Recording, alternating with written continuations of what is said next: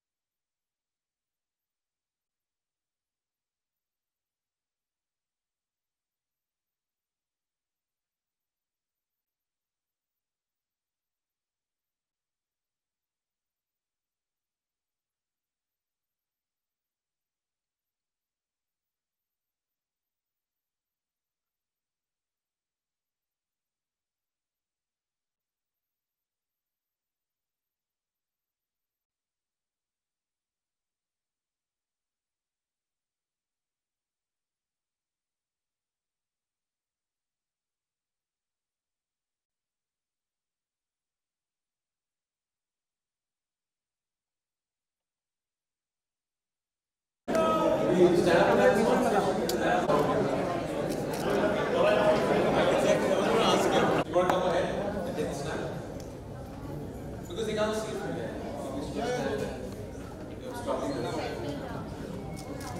Ma'am आप बैठ जाइए ना. बैठ जाइए पीछे. Hello.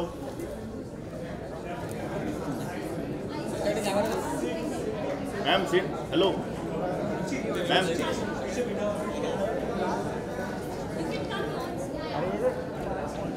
3, 2, 1, please guys.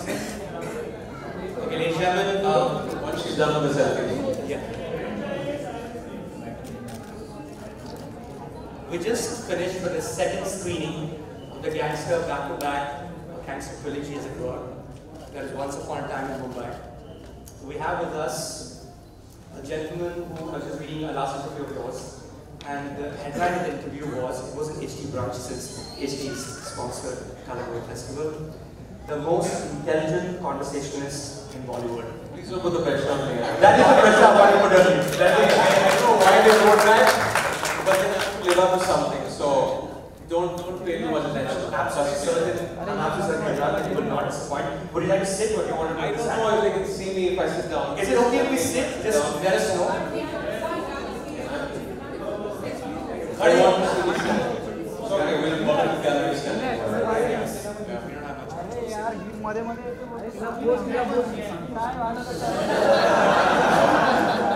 That's a good idea. So obviously, the first part of this conversation is going to be about the film that everyone has just watched, Once Upon a Time in Mumbai. You said you revisited the film after 8 years. Yes, a week ago. Yeah. When you look back at the film, what is it that you think you could change? What are the things that still work? I don't think I would want to change anything about the film. When I was invited to this session today, I I had to revisit the film because obviously it was a lot of memories, a bit foggy. I had to get back and see it after 8 years and see the good stuff, and just it was very nostalgic for me. I didn't know what to expect because there was a very visible reaction when I saw the film 8 years back. I don't know, we were very tender hooks. This film, I think there was more drama of the film also. It was a very dramatic idea. Just to give you a bit of a trivia, 35% of the film was shot 35 or 40 days before the release. Yeah, we actually, the promos were up on air. Before the release? Yes. The promos were up on air, we were airborne. And we get a frantic call from the producer and the director, probably around 40 days before the release. So we have a problem. We have a second half that doesn't work. We have a first half that flies, that's immaculate, flawless. But we have a second half that's just not working. It's just, it is a dreaded second half. You know, like you ask any director or writer. And this is the affliction of Hindi films. We actually have two films in one film. The damn interval, people go out and have popcorn. They go either praise the film or bitch about the film. They discuss things. And you start at a high point. And again, you have to reintroduce and get their attention into it. And like it or not, the last 30 minutes is the impression they're going to have of the film. You might have a brilliant first half, but the last 30 minutes is what decides what the person says. Either they praise your film or they show a film the finger when they leave the hall. So we had a problem with the second half. So we regrouped and we were given these 40 days. Principal actors got on the dates, we had to cancel our shoots. The supporting cast came in. And Rajat wrote some brilliant scenes in the second half. A lot of scenes that were restructured. There's a party scene, there's a scene where the goods were smuggled, where he actually does the first job for Sultan, where I'm wearing a police hat. So all that was reshot. And then we saw it. And I remember Ekta was very, very nervous on the day when we also were trying to and I saw the film and I typed a message to her and I said, we have a super hit film on our hands. And because everyone needed a certain objective view, I think even Ekta and Milan were seeing it very often at the edit suite. We as actors were disconnected from the film for almost 7 months. So that was my reaction. And I felt that, you know, how would this film add up now? 8 years post, cinema is bored, taste is bored. Would this look jaded? Would this look like an old film? It just still hooks you on. Obviously, it grabs you slowly. In the beginning, it takes some time to kind of, obviously, introducing the characters. It takes around 25 minutes to take it to the second year. But once you get there, you have the narrative of Sultan and Shoaib, and you understand what their ambitions. Then you're hooked into your fifth year, and it just hooks you right in the end. And I'm a very critical person. I'm very, very critical of my films. So I was sitting there thinking I would be shooting holes and things after 8 years, but none whatsoever. I would say that it's a very, very pleasing watch. I would think the audience thinks the same. Give it up for the film. Really loved it. I don't know if you actually saw the film. A lot of people saw it the first time, or people have seen it the second time. First time. Who's seen it for the first time? Oh, okay. All right. Hopefully, I guess these are the guys who have got no collections, but still, it's Like, how really are you? very. It comes from professional actors. But like, in terms of breed and performances, Emraan, this would also be a turning point for you because until this point, the kind of films that you were doing were very different. Let's just put it that way for now, and of course we'll get into those movies as well. This was a film which was very different, even genre-wise, particularly genre-wise. So when you're getting out of what is quote-unquote your comfort zone, you have to try a little harder. But did you do a lot more prep for a role like this than you would have in the past because you could reach through them because you knew exactly what to do in those films? Oh yeah, completely. I was going through a phase in my life that I found professionally where I was very, very bored of what I was doing. This background, some of the end. The movie still played, by the way. Oh, it is, yes. So was Mauti the dialogues behind. So I was going through a very bored phase. I felt that I had reached a kind of saturation point with the stuff that I was doing. It was working. There was the small, medium budget films, mainly erotic thrillers. I had accepted a certain tag that I brought things, guest struggles. And I just, not to get away from a particular image or a label, I think I benefited a lot from that. But as a creative person, you suddenly start sleepwalking through roads, and you come back home and you're like, God, this is getting easy. You need to, you need to really try something else. You need to be on your toes. You need to bring in the element of risk and just do something new for your creative juices to get flowing. And I had a bad patch before that. I had 4 or 5 back-to-back films that didn't work, and that was neither the other. That made me understand that barring obviously the films were not going to live up to the expectations. But I just felt that it's very important to do something different. I did a film called Avarapan, which was a hugely successful film, not in theatres. Like if you ask a lot of people, Avarapan is one of my career-defining films. But it did very well. Very different from what you've done. Very different. So that was the first step in that direction. Then there was Jannat, which was a commercial success. Again, from every point of the standpoint, it was a return on revenue. It was a film that was made for under 6 crores. It ended up at that point making 34 crores at the box office. So phenomenal hit. And just post that hit, 2 weeks after that, kind of consolidated my position as a leading man in another genre. I think that gave Ekta and Milan the confidence that there was this slot for this character in this film that was not written out completely. Once upon a time, Mumbai was just an, a 10-page of an idea.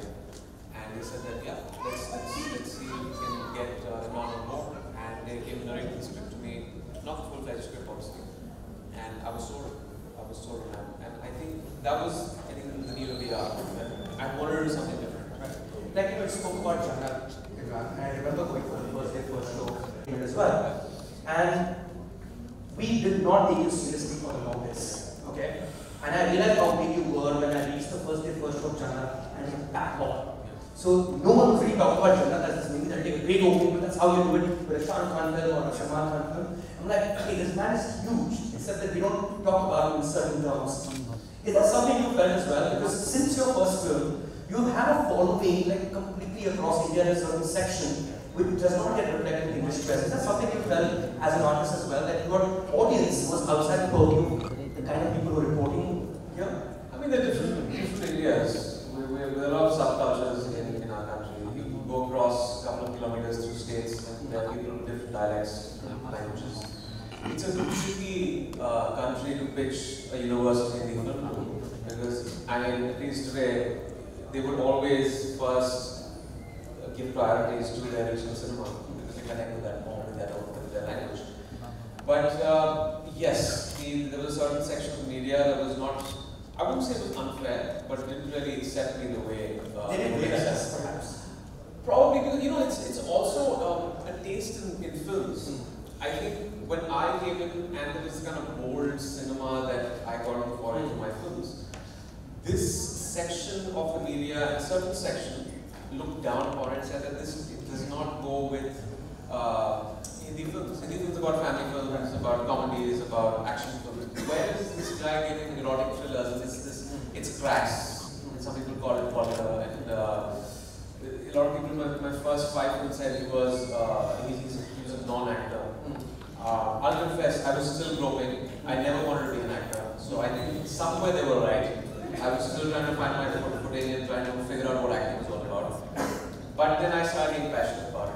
And as I went on, there was this certain section in the Hindi-speaking population, the areas, the rest of the country, that I found a loyal fan base. Right.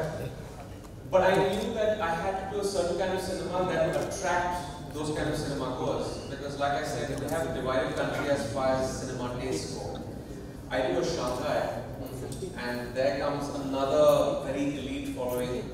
But then the mass following says, what the hell have you done? Where is the missing scene? And they actually get pissed off. Like I've seen a film in AD Galaxy where the audience was actually shouting when they were expecting a kiss scene, and I didn't do it. They said, "Yeah, so you can't please everyone, right?" And then you kind of we hope as cinema makers that we make a film that's universally accepted, and very few films hit that bullseye. Not because people aren't very creative, it's because it's very tricky. It's because you cater to so many different tastes. It's not like an English language film where one language and you can go across. It's very tricky. So I was trying to find my footing, and I think Jannat, like you said, was the first one. Avara was kind of warm up into that, but Jannat, and then this was number one. I was having a conversation with Mukhrjee Emraan once, and he was talking about how he went to his brother, Mahesh, this early 2000s. And over breakfast, we were having a conversation about the star system. There were certain kind of films that you were doing. Was it a conscious, tailor-made creation of Emraan Hashmi as a star at the time? Yeah, I mean, at that time, 2003, 2004, they wanted a different kind of cinema that would cater to a certain section of the population. And that was the dark, noir, erotic thrillers that I became the face of. And I just sleepwalked through those films because I actually wanted really know who I am. I was an assistant director, and then they pushed me on the camera and said, okay, thanks. And then I was like, okay, I'll do this as a summer job. And I did it as a summer job. And then my first experience of people who had kind of drawn around my car for autographs outside metro cinema was the first experience. And that's when I tasted blood. I was like, this is probably what I want to do. Is this after the screen? First This is footpath. This is footpath where people couldn't really recognize me because I put this kind of makeup on my face. And I was standing in the canteen waiting to be recognized. And for the first 5 minutes, the first 5 minutes went off where people didn't really, they were trying to see isn't that guy doesn't know the film. And then slowly the chatter kind of became even louder in the canteen. And then before I knew it, there was like half the cinema hall. There was a block street. They were crossing the road. I was lying towards the car, and then they had to get into the car, and we couldn't get out of there. So the cops had to come and kind of. But that was like, okay, this is nice. This feels special. Right. This is not a summer job anymore. Right. This is something I want to probably take in the long run. So yeah, that was the beginning. So if we talk in terms of formula and construction, it was are very low budget films. Yeah. And in Indian sense have been the great films. Yeah. Now these three, technically speaking, are also created genres. Was there a fear in your head in terms of, okay, fine, the lighting will be good, the editing will be top class, but the content has always been considered B-grade. Was that a fear in your head? I didn't see films as A grade or B grade. I purely went the concept of the film. I purely went to the stories. And like I said, it was just something I was discovering at that point of time. I didn't know anything about public perception, about media perception, of what people were writing or not writing about me. I was just happy doing a kind of, I finally found a footing in this industry, and I found a place for myself. And I said that let's just go on this road, and this is how the industry is. One film is successful in a particular genre, and that's like a safety net for producers. And in this case, it was one producer coverage, but long and the others coming in. And the films are cost effective. So let's take in the money. We have an actor in the family, and we don't pay him as much. So yeah, like you said, the films have the great songs, new artists from Pakistan that were brought on at that time, huge songs. But still there was a certain section of media that looked at it as the cinema. There was an article, I remember, that was in the Times of India, that the caption was King of B grade. Okay. Yeah. I was excited about it. Because at least the King tag came there. But for some reason, when I showed it to one of the directors, I don't name the director, he said that, he felt a bit low about it.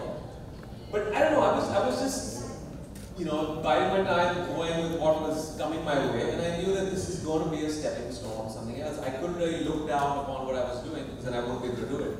Probably there was a perception from a certain section of the media. But then you understand that that is a kind of, at least at that time, it was a minority. Those were the kind of people that were not going to watch my films anyway. Right. So I didn't care. Right. So I was making films for people who would actually pay money and come to cinema halls. For them it was a greatest in my experience. They didn't really differentiate films as A or B.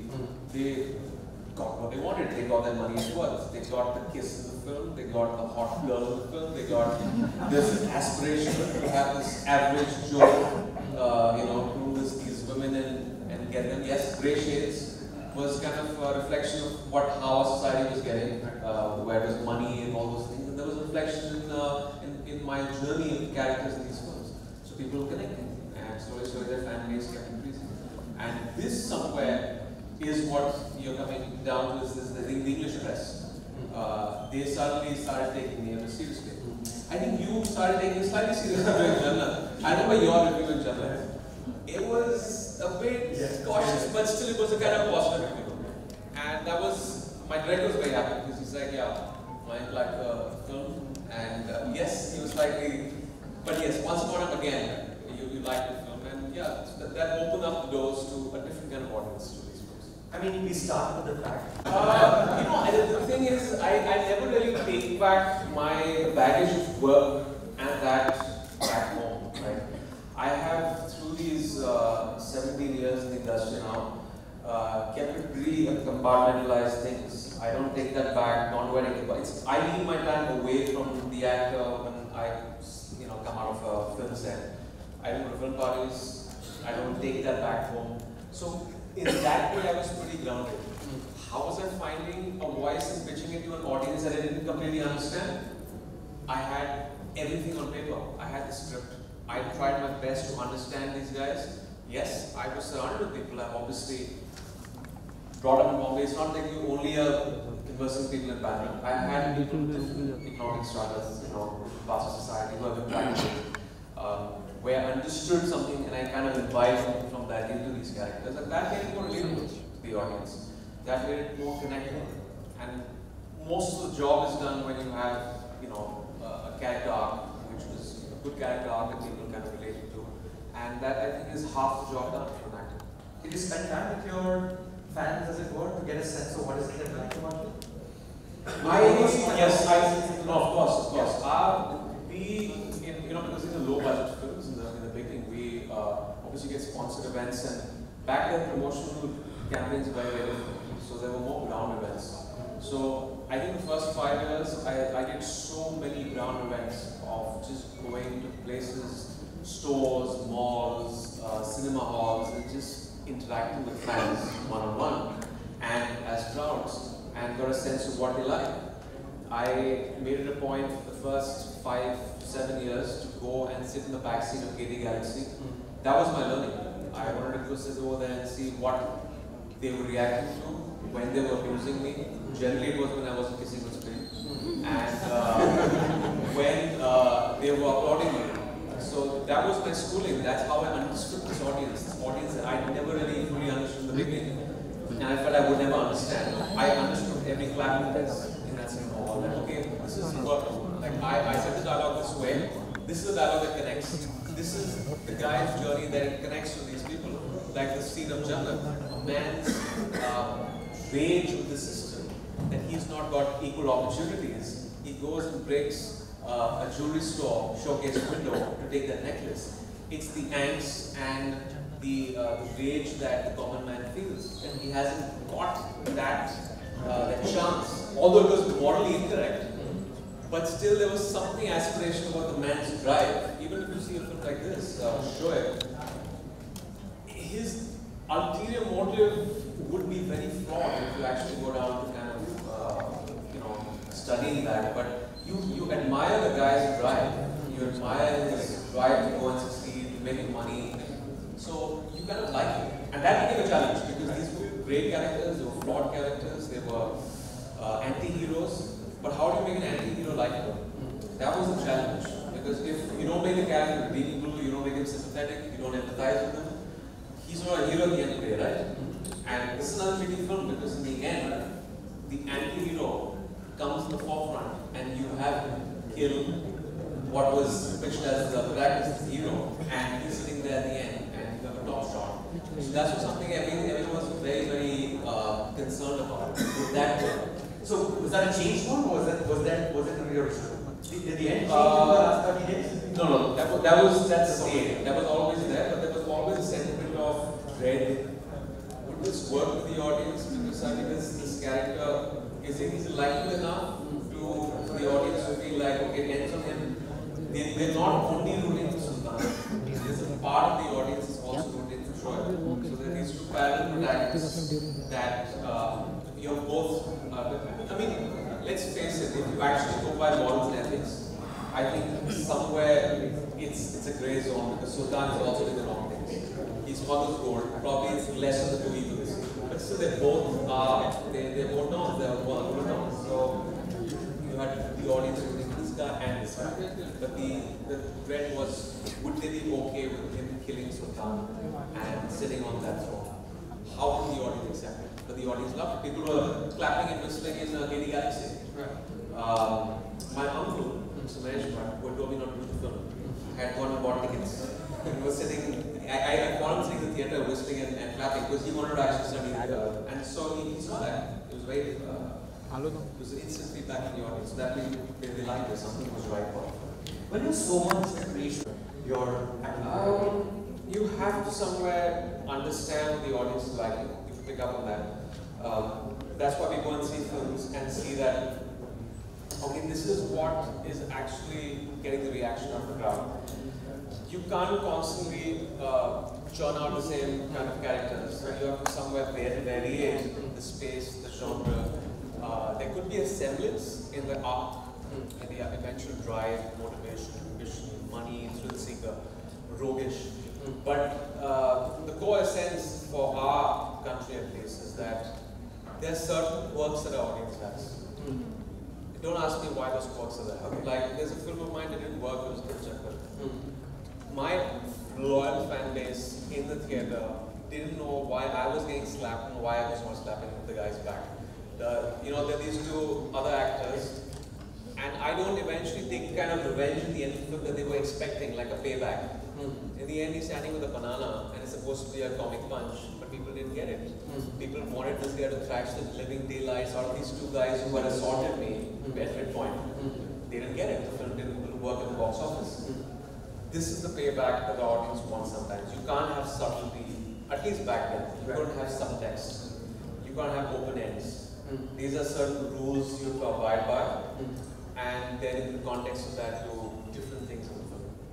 So no open end, no subtlety, any other rules for a person here? Yeah, camera.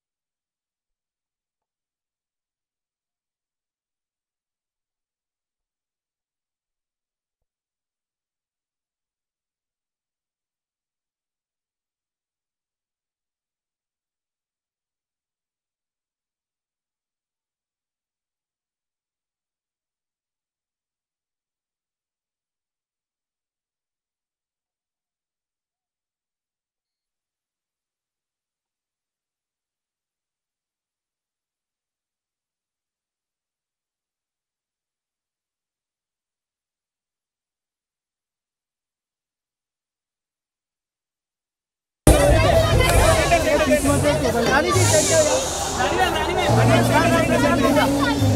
Rani ji left में, रानी जी centre रानी जी left में,